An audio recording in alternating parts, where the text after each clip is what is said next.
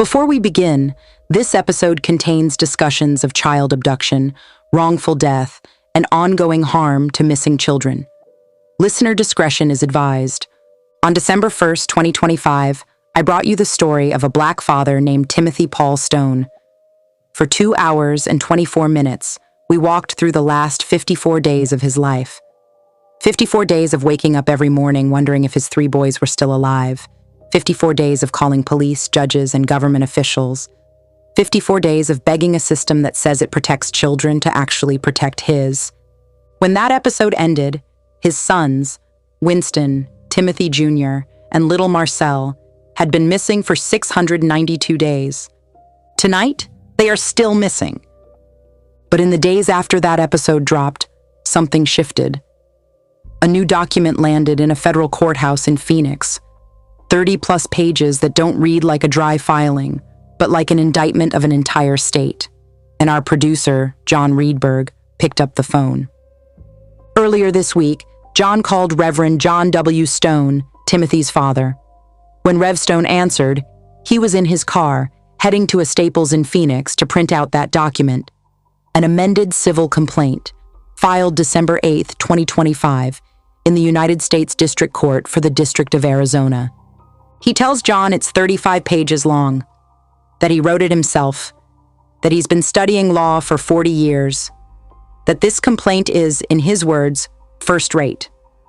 And then, before he talks about law, he talks about love. He tells John that he and Timothy were soulmates. Not in the romantic way we usually use that word, in the way a parent sometimes locks in with one child, the one who calls you first with good news and bad news, the one who laughs at the same corny jokes, the one who shares your brain. Sometimes you have a lot of stuff in common with a particular child, he says. That doesn't mean you love your other children less. It just means you hit it off with one of them because you're compatible in a lot of areas. That was the story with Timothy.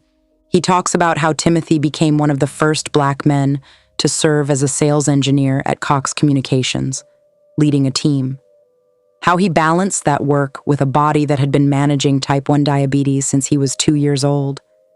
How he did all of that while raising 3 boys, 2 of them on the autism spectrum. He tells John that Timothy was born on February 28, 1990, that he died 3 days after his 34th birthday in a leap year. I've been preaching for 40 years, he says. I've done funerals. I've been at hospital beds. I thought I had seen and felt everything. But when I was told he had been deceased, it literally took my breath away. I fell out. He pauses, and you can almost feel the weight of those words pressing against the inside of the car windshield as he drives.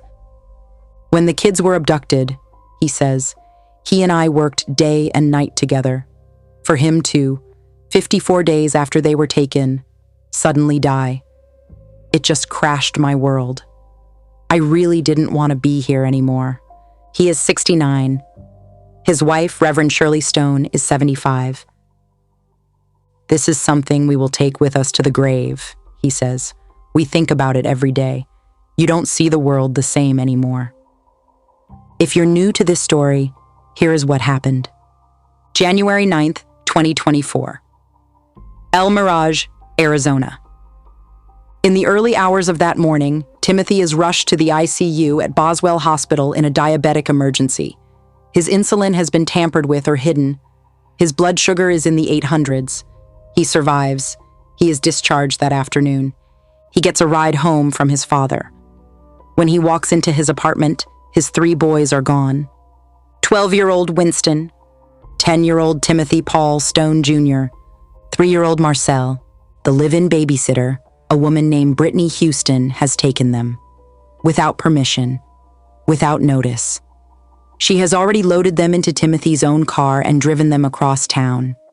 She does not take them to a relative with joint custody. She delivers them to their mother, Saraya LaRon McCree, Timothy's estranged wife, at a CubeSmart storage facility in Mesa. This is not a misunderstanding. Months earlier, Timothy had secured valid protection orders from a judge, listing himself and the boys as plaintiffs, and Saraya and her sister, Eris Dupree, as defendants. The court found there was a credible risk of kidnapping and abuse. Soraya had abandoned the boys for 10 months. No visits, no calls, no support. She was ordered to stay away from them. Timothy comes home from the hospital, finds the apartment empty, and does what you are supposed to do when you have the law on your side. He calls 911. El Mirage Police Sergeant Matthew Jacobs responds. Timothy shows him the protection orders, the file numbers, the dates, the judge's signature. He makes it clear, Brittany had no permission to give the children to anyone, especially Soraya or Heiress. Jacobs acknowledges the orders, acknowledges that Soraya is under court order to stay away, then leaves the children where they are. Over the next 54 days, Timothy does everything a person is told to do to get help. He calls El Mirage Police, over and over. He calls Mesa Police because that's where the storage facility is. He calls Child Protective Services. With his father, he drafts a certified criminal complaint, notarized and sent to Arizona Governor Katie Hobbs and Attorney General Kris Mayes. He emails El Mirage Police Chief Paul Marzocca. He writes to El Mirage Mayor Alexis Hermosillo. On January 29th, the governor's office replies and promises to review their complaint. That same day, Chief Marzocca emails back saying, "I have my investigations bureau looking into this matter," and then, hours later, tells Timothy he will not be rescuing the children or arresting the kidnappers. He claims Timothy was incapacitated when they were taken, as if that excuses everything. Timothy and his father lay out the law. They quote kidnapping statutes, child abuse statutes. They warn police that refusing to arrest the kidnappers and blocking the boys' rescue could make the city an accomplice. No one comes. On February 1st, under unbearable stress, Timothy calls Soraya. He threatens her if she doesn't return the children. She calls 911. Mesa police officer Damian Ryden responds to CubeSmart, calls Timothy, and, according to the lawsuit, threatens him with physical harm if he tries to get his own children back. Shortly afterward, an El Mirage officer calls Timothy with the same threat. On February 21st, a process server finally manages to get inside the locked CubeSmart facility and physically hand Soraya the protection order she had been dodging in Nevada. She reads it. She ignores it. She keeps the children. On February 29th, Timothy and his father file an emergency motion with Judge Michael Parascandola, the same judge who had issued the protection orders the year before. They beg him to order the children rescued. He sets a hearing for March 4th. Timothy believes, truly believes, that if he can just survive until that hearing, someone will finally have to act. On March 2nd, 2 days before that hearing, El Mirage police call his parents. Officers have gone to his apartment and found him on the floor. He is dead. On paper, the death certificate calls it natural causes. To Reverend Stone, there is nothing natural about it. In the call with John, he tells our producer, "My take on it is, they didn't let him die. They actually killed him." He describes how, according to Timothy's roommate, the same 3 officers they'd been trying to sue over the kidnapping went into Timothy's room, closed the door, locked the roommate out, and emerged 5 minutes later to pronounce him dead. "We don't know exactly how it came down," he says, "but we know this. Because they allowed the kidnapping to go on, the officials ended up torturously murdering Tim." According to John and Shirley's amended federal complaint, after Timothy died, his body was signed over to a so-called Research for Life program and then cremated. The Stones say they were never asked for their consent, never given a chance to view their son's body before the cremation, and that in the end, all they received was a small cardboard box of ashes they had to fight for. Up to this point, you've mostly heard from Timothy's parents, what they were told, what they saw, what they allege in this federal complaint. Soraya McCree, the boy's mother, hasn't sat down for any interview about Timothy's death or about these lawsuits. She hasn't answered questions from reporters. but she has spoken in the comments section, on Facebook, under Timothy's GoFundMe post. Under her own name, Soraya writes, quote, "Complete lies. His body has been donated to Research for Life, and the cremation is free. I have all the proof and paperwork." End quote. In another comment on that same thread, she says, quote, "All this for money, y'all can't even mourn his death. So sad." End quote. And replying directly to another user, she writes, quote, "He knew where the kids were. I'm their mother, LOL, so I know the real situation." End quote. Those are Soraya's words on a public GoFundMe post about Timothy's death. The Stones tell a very different story. They say they have never been shown any of this supposed proof and paperwork about body donation. In their amended federal complaint, they allege that Timothy did not consent to donation, that his body was cremated against the family's wishes, and that when they tried to claim his remains, they were blocked by the funeral home and by law enforcement. And when it comes to the boys, they say no one from the police, the funeral home, or from Soraya ever called to say, "Here is where your grandsons are. Here is who has them." Even though by her own comment, Soraya is saying she knew exactly where the kids were because, quote, "I'm their mother." Set against Soraya McCree's Facebook comments, this is how Timothy's father understands what happened to his son. Those are Reverend Stone's words about his boy's death. That is the truth he is asking a court to recognize. The amended complaint he was printing at Staples that morning takes that grief and turns it into legal language. It names in black ink Arizona Governor Kathleen Marie Hobbs, sued in her official and individual capacity, a former social worker and state legislator who ran publicly on her record of protecting women and children. Arizona Attorney General Kris Mayes, sued in her official and individual capacity. The state's top law enforcement officer, a former regulator and journalist, now branding herself as a defender of consumers and democracy. El Mirage Mayor Alexis Hermosillo, El Mirage Police Chief Paul Marsoca, Sergeant Matthew Jacobs of El Mirage Police, Mesa Police Officer Damian K. Ryden, El Mirage Municipal Court Judge Michael Parascandola, Maricopa County Superior Court Judges Melissa Zabor, Jennifer Ryan Towhill, and Michael Herod. CubeSmart, the storage company whose Mesa facility became, in effect, a holding center for kidnapped children. MetLife, the insurance giant that, after months of documentation, refused to disqualify Soraya as the beneficiary of Timothy's life insurance, even as it sat on proof of abandonment, threats, and recorded admissions. And the three women who, according to the complaint, started it all. Soraya LaRon McCree, the estranged wife, Heiress Dupree, her sister, and Brittany Houston, the non-relative babysitter who, out on bond for crimes against her own children, used Timothy's medical crisis to clear him out of the apartment, then took his boys and delivered them into danger. The complaint alleges a coordinated scheme that these individuals, from babysitter to governor, entered into an agreement by what they did and by what they refused to do that resulted in the ongoing kidnapping of 3 children and the torturous death of their father. Those are allegations in a civil lawsuit, not findings in a criminal trial. Every person named in that complaint is entitled to defend themselves, to deny wrongdoing, and to be presumed innocent of any crime unless and until a criminal court says otherwise.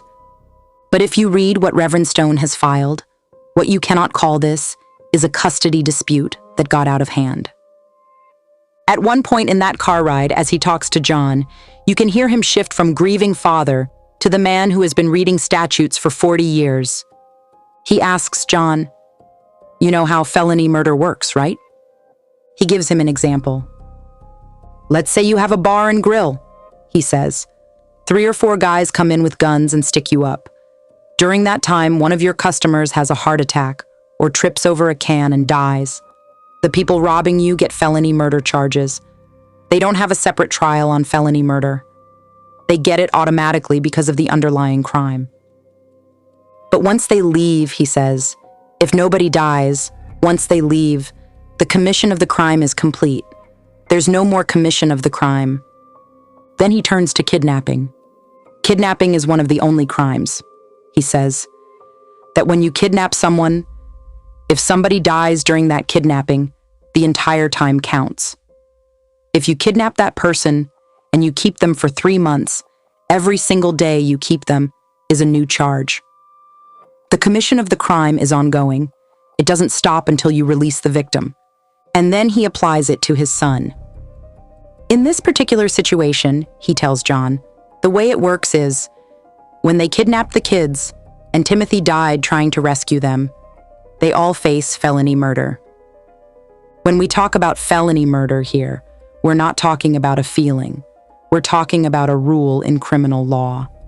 In many states, including Arizona, if someone dies while you are committing certain serious felonies, everyone committing that felony can be held responsible for murder, even if no one meant to kill, and even if the death looks natural on paper. Robbery, burglary, rape, and, in Arizona, kidnapping. Arizona's law also treats kidnapping as a continuing crime. The felony doesn't end until the victim is safely released. So if a death happens while that kidnapping is still in motion, the clock hasn't stopped. In Reverend Stone's mind, Timothy's heart didn't just give out.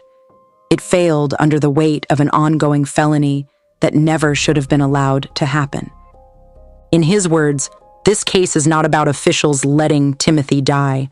It's about them killing him by keeping the kidnapping going. He tells John, "You have the opportunity to be the first media person to post the fact that for the first time in the history of the United States, a sitting governor and a sitting attorney general are facing felony murder level charges. And it's not hypothetical. This is as per the law. Legally, today, what exists is a civil wrongful death and civil rights lawsuit, not a criminal indictment." No prosecutor has yet walked into a courtroom and read out State of Arizona versus Governor Hobbs on a felony murder count. What he's saying is this: if ordinary people can be charged with felony murder when someone dies during a corner store robbery, then the facts he has alleged, an ongoing kidnapping, a man who dies under that stress, and officials who, in his view, kept that kidnapping alive, should expose the people at the top to the same rule they've used on everyone else. And if any prosecutor ever had the courage to file those charges against a sitting governor and attorney general, it would be something this country has never seen before. When our producer asks him whether this was simply a case of officials letting Timothy die, Reverend Stone cuts that phrase off. "My take on it," he says, "is they didn't let him die. They actually killed him." He talks about officers who, in his words, refused to go get the kids, obstructed justice on so many occasions, and then showed up at Timothy's apartment the night he died. "To me," he says, "this isn't neglect. They kidnapped the kids and caused, purposely, intentionally, his torturous death." That is how he sees it. That is what he is asking a federal judge and one day a jury to see. But in all of this, in law and procedure and unprecedented allegations, there are 3 boys. I want you to picture them, not as names in a caption, but as people. 13-year-old Winston, the oldest, the one who sits up a little too straight when adults are talking, trying to be a man before he's finished being a boy. I imagine him on a hard bench outside a courtroom, swinging his feet in the space between floor and seat, listening to raised voices behind a closed door, wondering if this time someone will actually fix it. 11-year-old Timothy Jr., autistic, sensitive to sudden noise, to changes in routine. I see him lining up toy cars in perfect rows along the edge of a coffee table while his dad measures out insulin at the kitchen counter, the soft click of the pen and the rhythm of tiny wheels tapping wood beating in time. 4-year-old Marcel, still baby soft in the cheeks, falling asleep on Timothy's chest during cartoons, one small hand hooked in the collar of his work shirt, as if gripping tight enough means daddy can never leave. Those are the boys who were turned into leverage in a legal chess game. Those are the boys this lawsuit is really about. We know from the complaint and from Reverend Stone's calls that for a time they were being held at a Cube Smart storage facility in Mesa, where Soraya was employed. We know that when process servers and police knocked on her door in Las Vegas, she refused to open it, dodging service until they could no longer find her. We know that when she was finally served at CubeSmart on February 21st, she read the order and kept the children anyway. We know that on April 10th, 2024, Reverend Stone received 2 phone calls from Eris Dupree and 1 from Soraya. In one voicemail, Eris says she was present when she and Soraya told Brittany to kidnap the kids and bring them to Nevada. She says Timothy deserved his torturous death and that she is happy he is dead. In another voicemail, Soraya says she knew that the decedent was going to die. Those recordings now sit in an evidence file. No one has been arrested on those admissions. We know that MetLife spent months corresponding with Reverend Stone, asking him to send every document he had: protection orders, police reports, certified complaints, Facebook posts where Soraya admits she was kept from the children for 10 months, the exact span of time she was under a protection order. MetLife encouraged him to keep sending evidence, told him they would hold the death benefits in a liability account while they reviewed. On September 11th, 2024, MetLife sent him a letter. It said that because the El Mirage police report did not list the allegations he had raised, they would not be disqualifying Soraya as the beneficiary. The same police department that refused to rescue the children wrote the report MetLife decided to trust. We know that after all of this, 3 Maricopa County judges, Zabor, Ryan Toohill, and Herod, held a private meeting where they decided how to handle the emergency motions Reverend Stone had filed in his first wrongful death case. We know that on September 12, 2024, Judge Zabor, who wasn't even assigned to the case, held what the complaint calls an illegal negotiation with the kidnappers, spoke to Soraya on the phone, and, in Reverend Stone's words, encouraged her to keep herself and the children concealed in Nevada. We know she then, according to the complaint, tried to charge the Stones more than $300 in fees just to be allowed to see the children. We know that after that hearing, the first wrongful death case fell apart. Reverend Stone withdrew it, only to refile in federal court. And we know that as of the filing of this amended complaint in December 2025, the children remain kidnapped and endangered. Those are the words on the page. Somewhere, right now, there are 3 black boys who have been gone from their grandparents for nearly 2 years. 2 of them on the autism spectrum. All 3 of them growing up in an alternate reality. Maybe they've been told their father didn't want them. Maybe they've been told he chose another family. Maybe they know only that something broke, that the air around the adults hummed with fear, and then their world shrank to a new set of walls and new rules that never made sense. Maybe they're sitting in a Las Vegas apartment, curtains permanently drawn. Maybe they're in a small town in another state, enrolled under new names, told not to talk about before. Maybe they are not in school at all, kept off the grid so no one can notice 3 boys who don't fit. They do not know that their names are in a federal complaint. They do not know that their names sit on a website that has been quietly accusing Arizona's leadership of felony murder-level conduct for more than a year. They do not know that a 69-year-old pastor and a 75-year-old grandmother are spending their last years in front of computer screens instead of in rocking chairs, drafting motions instead of knitting, because they refuse to let their grandchildren vanish. When John asks Reverend Stone what he wants people listening to do, he doesn't talk about money. He doesn't talk about politics. First thing, he says, is you don't let this die. You keep saying their names. You keep this on the front page. Then he gets specific. If you live in Nevada, especially in Las Vegas, he says, pay attention. You see 3 boys who look like mine, around 13, 11, and 4, with a woman who seems nervous, who doesn't let them talk. You see kids who say they used to live in Arizona or who flinch when someone mentions the police. Don't just brush that off. If you have any information about the whereabouts of Winston Stone, Timothy Paul Stone Jr., or Marcel Orion Stone, you can contact the FBI. The number for tips is 800-225-5324. Again, 800-225-5324. You can also contact the National Center for Missing and Exploited Children at 800-843-5678.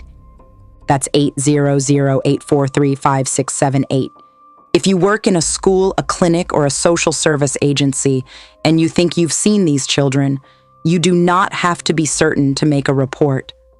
You can give what you know and let investigators do their job. If you work inside one of the institutions named in this complaint, the governor's office, the attorney general's office, El Mirage Police, Mesa Police, MetLife, CubeSmart, and you know something that has not yet come out, you have a choice. You can keep your head down and hope this never touches your desk. Or you can decide that 3 boys and the truth about what was done to their father matter more than your comfort. The amended complaint in Stone versus McCree is a public record. We've put a copy of it, along with key documents in this case, on our website. You can find it at notearsforblackgirls.com. Click on the Resources tab and look for Timothy Stone Updates. You will see Reverend John and Reverend Shirley Stone's signatures at the bottom. No law firm letterhead, no partner names, just 2 elderly parents representing themselves, asking a federal court to say that what happened to their family was not just sad, it was unlawful. A black father loved his sons enough to burn himself out fighting for them.